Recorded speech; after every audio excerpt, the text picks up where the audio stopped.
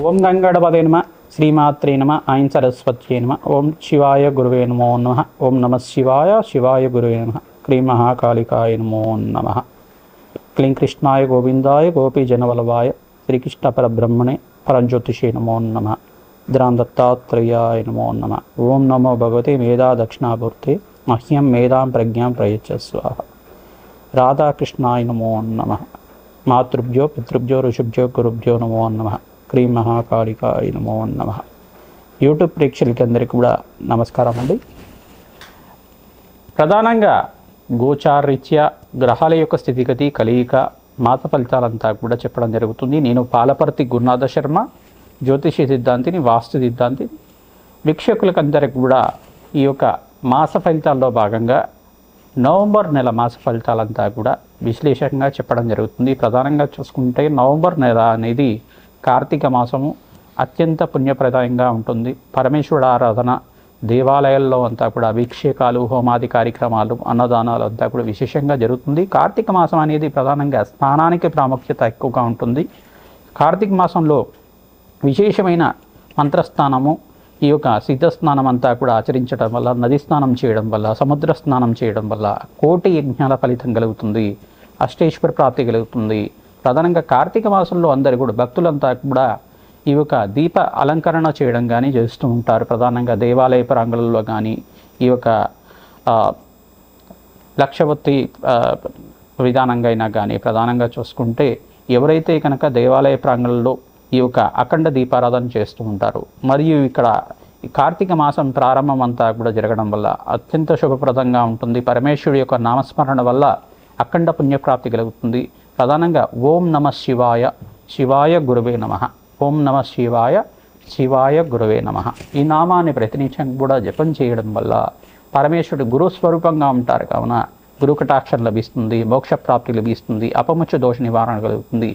ఈ యొక్క పంచాక్షిని నామజపాన్ని ఆచరించడం వల్ల భక్తులకంతా కూడా అష్టేశ్వర ప్రాప్తి కలుగుతుంది, జీవన్ముక్తి కలుగుతుంది, మోక్ష సిద్ధి కలుగుతుందని చెప్పేసి కైలాస ప్రాప్తి కలుగుతుందని మనకి ఈ యొక్క కార్తీక పురాణ ఇతిహాసం అంతా కూడా చెప్పడం జరుగుతుంది. మాస ఫలితాల్లో భాగంగా చూసుకుంటే కార్తీక మాసం అనేది శ్రేష్టమైన మాసంగా, పుణ్యప్రదమైన మాసంగా, శివకేశవులకి ఇద్దరికి కూడా ప్రీతికరమైన మాసంగా చెప్పడం జరుగుతుంది. కృత్తిక నక్షత్రం అనేది పౌర్ణమి వేళలో సంభవిస్తుంది కావున ఇది కార్తీక మాసం అని చెప్పేసి అంటూ ఉంటారు. ప్రధానంగా కృత్తిక నక్షత్రంలో పౌర్ణమిని సంభవించినప్పుడు కార్తీక మాసం అనేది వస్తూ ఉంటుంది. ప్రధానంగా ఎవరైతే కనుక ఈ కార్తీక మాసంలో విశేషంగా స్వల్ప మాత్రం చేతనే భక్తిగా శ్రద్ధగా పరమేశ్వరుడు ఆరాధన భక్తిగా చేస్తే మీకంతా కూడా మోక్ష ప్రాప్తి లభిస్తుంది, కుబేరత్వం లభిస్తుంది, అష్టేశ్వర ప్రాప్తి కలుగుతుంది, పుత్ర పౌత్రాది సమృద్ధి కలుగుతుంది, జన్మ జన్మాంతరమైన మహాపాతకాలంతా కూడా పోతాయి. జ్ఞాత కృతా మహాపాతక దోష నివారణార్థం పరమేశ్వర పూజాంచ కరిష్యేత్. ఎప్పుడైనా కానీ పూర్వజన్మలో చేసుకున్న పాపాలు కానీ జన్మలో చేసుకున్న పాపాలు కానీ పోవాలంటే పరమేశ్వరుడు ఆరాధన శ్రేష్టంగా చేసుకోవాలి. ప్రధానంగా దేవాలయ ప్రాంగణంలో చెరుకు రసంతో మరియు మారేడు పత్రితోటి ఈ యొక్క లక్షపత్రి పూజ ఆచరించడం కానీ, చెరుకు రసంతో అభిషేకం చేసుకోవడం కానీ, తేనెతో అభిషేకం చేసుకోవడం కానీ, నారికేల జలంతో అభిషేకం చేసుకోవడం కానీ, వట్టివేరు అనేది ఉంటుంది. వట్టివేరు ద్రవ్యంతో స్వామివారికి అంతా కూడా అలంకరణ చేయడం, ఆ వట్టివేరునంతా కూడా చల్లగా ఉండేటట్టు చేయడం కానీ చేస్తూ ఉండడం వల్ల పరమేశ్వరుడు అనుగ్రహం వల్ల మీకంతా కూడా పుత్ర పౌత్రాది సమృద్ధిమే పరమేశ్వరాయ నమో నమః. పుత్ర పౌత్రాది సమృద్ధి కలుగుతుంది, అష్టేశ్వర ప్రాప్తి కలుగుతుంది. పుత్రాన్ పౌత్రాన్ పపౌత్రాన్ దేహిమే పరమేశ్వరాయ నమో నమః అనేది ప్రధానంగా చూసుకుంటే ఈ యొక్క కార్తీక పురాణంలో ఇతిహాసంలో భాగంగా మీకంతా కూడా అష్టేశ్వర ప్రాప్తి కలుగుతుంది. కార్తీక మాసంలో ఎవరైతే కనుక పరమేశ్వర ఆరాధన మరియు మాధవుడి యొక్క ఆరాధన, మహావిష్ణువు ఆరాధన విశేషంగా చేస్తూ ఉంటారు, శివకేశుల ఆరాధన చేసుకోవడం వల్ల అష్టేశ్వర ప్రాప్తి కలుగుతుంది, పుత్ర పౌత్రాది సమృద్ధి కలుగుతుంది.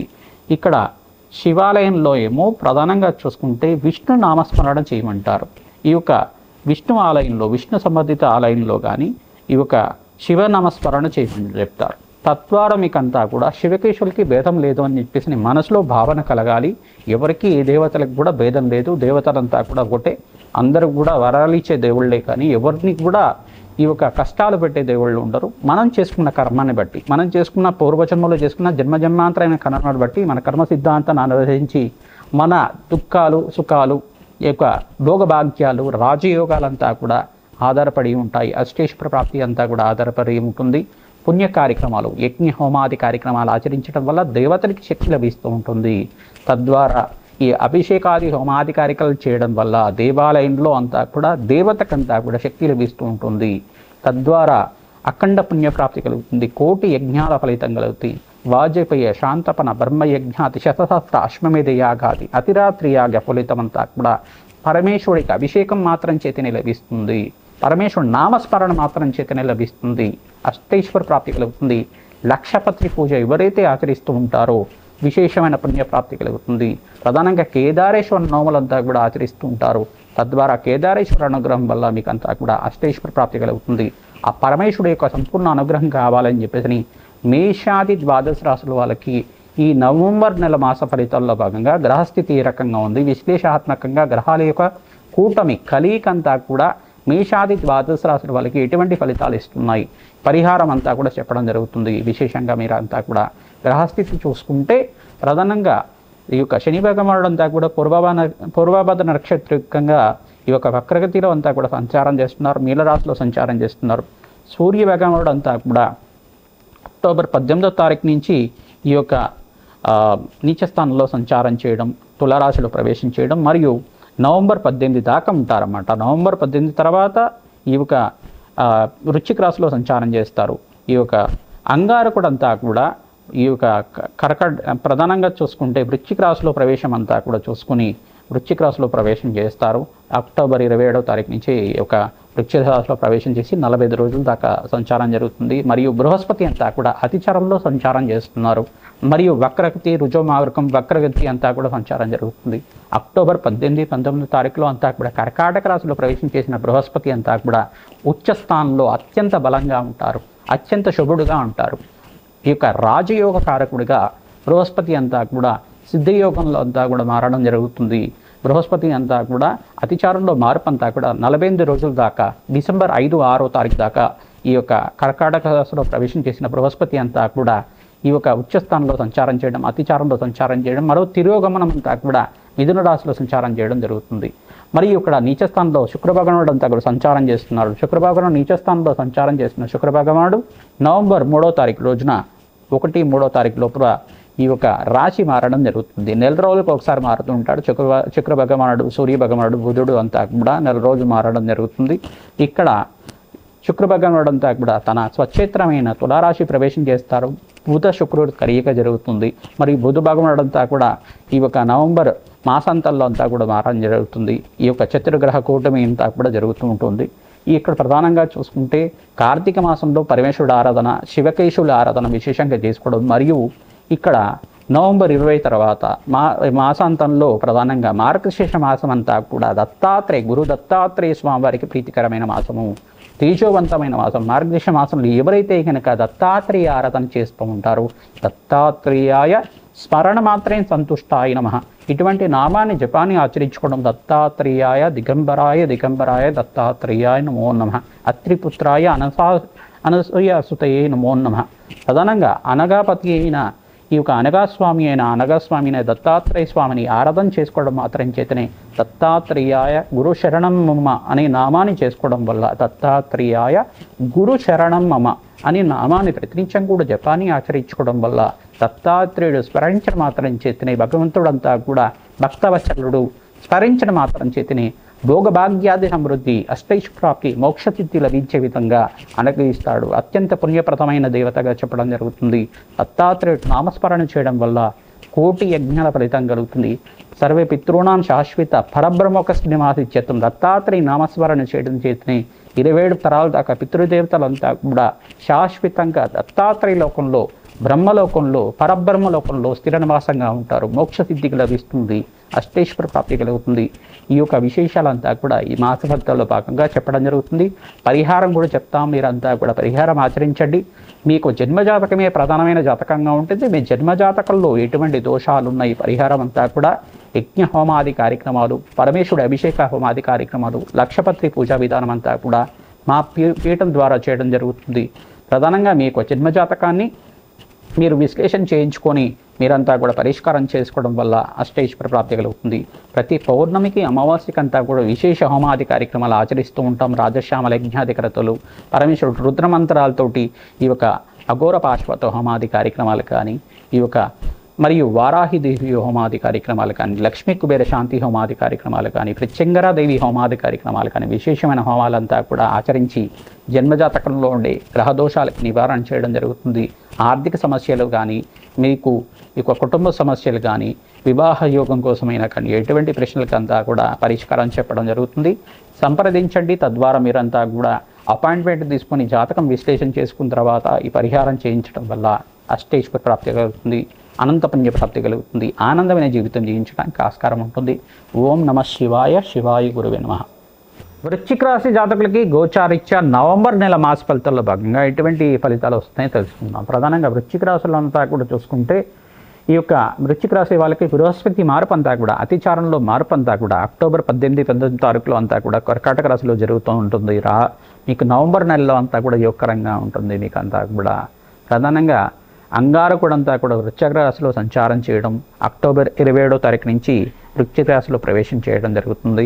మరియు సూర్య భగవానుడు కూడా ఈ యొక్క నవంబర్ 18వ తారీఖు రోజున వృశ్చిక రాశిలో ప్రవేశం చేయడం జరుగుతుంది. మీకంతా కూడా రాజ్యయోగ కారణమవుతుంది, అష్టైశ్వర ప్రాప్తి కలుగుతుంది. ప్రధానంగా మీరంతా కూడా బొబ్బర్రు దానం చేసుకోవడం శ్రేయదాయకంగా ఉంటుంది. శనగలంతా కూడా దానం చేసుకోవడం వల్ల గురు కటాక్షం లభిస్తూ ఉంటుంది. కార్తీక మాసంలో విశేషంగా మీరంతా కూడా ఈ యొక్క దత్తాత్రేయ ఆరాధన చేసుకోవడం మరియు పరమేశ్వరుడు ఆరాధన చేసుకోవడం, శ్రీకృష్ణ ఆరాధన చేసుకోవడం వల్ల రాజయోగ కారణం అవుతుంది. సుబ్రహ్మణ్య స్వామి కళ్యాణ హోమాది కార్యక్రమాలు ఆచరించుకోవడం వల్ల అంగారక దోషం నుంచి విముక్తి కలుగుతుంది. అప్పుల బాధల నుంచి బయటపడతారు.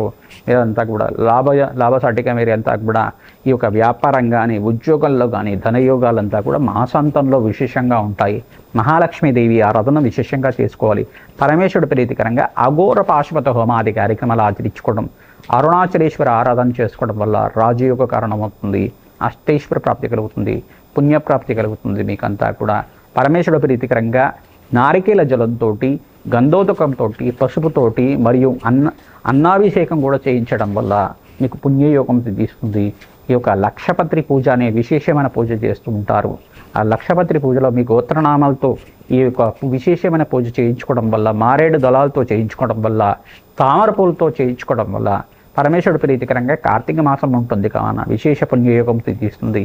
ఈ యొక్క మహావిష్ణువు ప్రీతికరంగా ప్రధానంగా మీకు ఇక్కడ కేదారేశ్వర నోవలు అంతా కూడా ఆచరిస్తూ ఉంటారు. మీకంతా కూడా దేవాలయ ప్రాంగణంలో విశేషంగా ఈ యొక్క దేవాలయంలో అంతా కూడా సత్యనారాయణ వ్రతాలు కానీ, కేదారేశ్వర నోవలు కానీ ఆచరించండి, విశేష పుణ్యయోగం సిద్ధిస్తుంది. ప్రధానంగా చూసుకుంటే ఎవరైతే కనుక ఈ యొక్క విష్ణు సంబంధిత దేవాలయంలో, రామాలయంలో కానీ, వెంకటేశ్వర స్వామివారి దేవాలయంలో కానీ, ఈ యొక్క లక్ష్మీ నరసింహస్వామి వారి దేవాలయంలో కానీ తులసి మాలని సమర్పిస్తూ ఉండాలి. ఆడిచ్చిన పసుపుని సమర్పిస్తూ ఉండాలి. కార్తీక మాసంలో ఎవరైతే కనుక శుభకార్యాలు జరగాలి, వివాహాది శుభకార్యాలు కలగాలి, గృహయోగం సిద్ధించాలి, వ్యాపారంలో లాభాలు సిద్ధించాలి అనుకుంటే కనుక వృశ్చిక రాశి జాతకులు విశేషంగా ఆడిచ్చిన పసుపుని ఈ యొక్క కార్తీక మాసంలో అభిషేక నిమిత్తం అంతా కూడా దానంగా ఇస్తూ ఉండాలి. మంగళవారం, గురువారం, ఆదివారం రోజున విశేషంగా చేయాలి. శుక్రవారం రోజున కూడా దానం చేయవచ్చు. తద్వారా దేవాలయంలో ఈ యొక్క ఆకాశ దీపానికి మీరంతా కూడా ఆకాశ దీపం కోసం అని చెప్పేసి నువ్వుల నూనె దానం చేస్తూ ఉండాలి. తద్వారా మీకంతా కూడా పుణ్యప్రాప్తి కలుగుతుంది, కోటి యజ్ఞాల ఫలితం కలుగుతుంది. ఓం నమ శివాయ. శివాయ గురువే నమః నామాన్ని జపాన్ని ఆచరించండి. మార్గశిర్ష మాసంలో అంతా కూడా దత్తాత్రేయ ఆరాధన విశేషంగా ఉంటుంది కావున మీరంతా కూడా దత్తాత్రేయాయ స్మరణ మాత్రైన సంతుష్టాయ నమః నామాన్ని జపాన్ని ఆచరించండి. ఓం శరవణ భవాయ నమః. ఓం శరవణ భవాయ నమః. ఓం శరవణ భవాయ నమః నామాన్ని జపాన్ని ఆచరించడం వల్ల అష్టైశ్వర ప్రాప్తి కలుగుతుంది, పుణ్యయోగం సిద్ధిస్తుంది. మాసంతంలో మీకంతా కూడా శ్రమతో కూడిన సంపాదన కలుగుతుంది. ధనయోగాలంతా కూడా మాసంతంలో యోగకరంగా ఉంటాయి. శ్రీమాత్రే నమః. మేషాది ద్వాదశ రాశుల వాళ్ళు కార్తీక మాసంలో విశేషంగా పరమేశ్వరుడు ప్రీతి కనుక కార్తీక పురాణాన్ని పట్టణం చేసుకుంటూ ఉండాలి. శివ పురాణం కానీ మరియు ఈ యొక్క అమ్మవారికి ప్రీతికరంగా మీరంతా కూడా దేవీ భాగవతాన్ని పారాయణం చేయడం కానీ, కార్తీక మాసంలో భగవంతుడి యొక్క సేవలో అంతా కూడా భక్తి శ్రద్ధగా పూజ చేసుకోవడం కానీ, కార్తీక మాసంలో కార్తీక పురాణాన్ని పట్టణం చేసుకోవడం వల్ల, శివ పురాణాన్ని పట్టణం చేసుకోవడం వల్ల కానీ, దేవీ భాగవతాన్ని పారాయణం చేయడం వల్ల రాజయోగం సిద్ధిస్తుంది. ఇక్కడ గ్రహస్థితి ఏ రకంగా ఉన్నప్పటికీ కూడా గోచారరీత్యా గ్రహస్థితి అనేది జన్మజాతకంలో గ్రహస్థితి అనేది వేరుగా ఉంటుంది. జన్మ జాతకమే ప్రధానమైన జాతకంగా ఉంటుంది. మేషాది ద్వాదశ రాశుల వాళ్ళు వీక్షకులకు అంతా కూడా చెప్పేది ఏంటంటే ప్రధానంగా మీ జన్మజాతకాన్ని మీరు పరిశీలన చేసుకొని విశ్లేషణంగా మీరంతా కూడా పరిష్కారం అంతా కూడా చూసుకోవడం వల్ల జన్మజాతకానికి దోషాలకి అంతా కూడా పరిష్కారం చేయించుకోవడం వల్ల రాజయోగ కారణమవుతుంది. కార్తీక మాసం పుణ్యప్రదమైన మాసం, శివకేశవులకి అమ్మవారికి అంతా కూడా చాలా ప్రీతికరమైన మాసం కావున విశేషంగా అమ్మవారికి ప్రీతికరంగా మీరంతా కూడా ఈ యొక్క జపహోమాది కార్యక్రమాలు కానీ పరమేశ్వరుడు ప్రీతికరంగా మహావిష్ణువుకి శివకేశవులకు ప్రీతికరంగా పుణ్య కార్యక్రమాలు ఆచరించుకోవడం, అన్నదానం చేయడం వల్ల శ్రేష్టమైన జీవితం తీయించడానికి, పుణ్యయోగం తెదించడానికి, ఆర్థికమైన కష్టాల నుంచి బయటపడడానికి, రుణబాధల నుంచి బయటపడడానికి కానీ, మీకంతా కూడా వ్యాపారంలో మార్పులు కలగడానికి కానీ బృహస్పతి మార్పు వల్ల రాజయోగం తెచ్చిస్తుంది. 48 రోజుల దాకా ఈ యొక్క బృహస్పతి మార్పు అంతా కూడా రాజయోగ కారణమవుతుంది. కార్తీక మాసంలో పరమేశ్వరుడు ఆరాధన విశేషంగా నారికేళ్ల జలంతో, పసుపుతోటి మరియు చెరుకు రసంతో, ఈ యొక్క దానిమ్మ పళ్ళ రసంతో, ఈ యొక్క తేనెతోటి విశేష అభిషేకాది కార్యక్రమాలు ఆచరించుకోవడం, అన్నాభిషేకాన్ని చేయడం వల్ల ప్రదోష కాలంలో ఎవరైతే కనుక విశేషమైన అభిషేకం చేస్తుంటారో ప్రధానంగా ఈ యొక్క షట్కాల పూజ అంతా కూడా పరమేశ్వరుడు ప్రీతికరంగా చేయించుకోవడం వల్ల పుణ్యయోగం సిద్ధిస్తుంది, రాజయోగం కలిసి వస్తుంది. రుద్రాక్షమాలని ఈ మాసంలో ధారణ చేయాలి. ఎవరైతే కనుక రుద్రాక్షమాలను ధారణ చేస్తూ ఉంటారో పుణ్యయోగం సిద్ధిస్తుంది, అష్టైశ్వర్య ప్రాప్తి కలుగుతుంది. రుద్రాక్ష ఫలితం అంతా కూడా కార్తీక మాసంలో విశేషంగా ఉంటుంది కావున పరమేశ్వరుడు ప్రీతికరంగా మీరంతా కూడా రుద్రాభిషేకం చేయించుకొని ఆ రుద్రాక్షమాలనంతా కూడా మెడలో ధరించడం, పంచముఖి రుద్రాక్షమాల కానీ, సప్తముఖి రుద్రాక్షమాల కానీ, ఏకముఖి రుద్రాక్షమాల కానీ, షణ్ముఖి రుద్రాక్షమాల కానీ అందరూ కూడా ధరించాలి. తద్వారా రాజయోగ కారణమవుతుంది, అష్టైశ్వర్య ప్రాప్తి కలుగుతుంది. రుద్రాక్షమాల వేసుకోగానే మీరంతా కూడా పుణ్యయోగం సిద్ధిస్తుంది కావున దానికి మీరు నియమాలు కూడా పాటించాలి. రుద్రాక్షమాలంతా కూడా ధారణం చేయడం, నియమాలు కూడా భక్తి శ్రద్ధగా ఆచరించడం, తద్వారా మంచి ఫలితాలు వస్తాయి. రుద్రాక్షమాల వేసుకున్న తర్వాత దాని నియమ నిబంధనలు అంతా కూడా ఉంటాయి. దాని నియమాలన్నీ కూడా తెలుసుకొని గురువులు తెలుసుకుంటే కనుక గురువు ఆశీర్వాదం వల్ల మీకంతా కూడా అష్టైశ్వర్య ప్రాప్తి కలుగుతుంది. మీరంతా కూడా రాజయోగ కారణమవుతుంది. శ్రీమాత్రే నమః.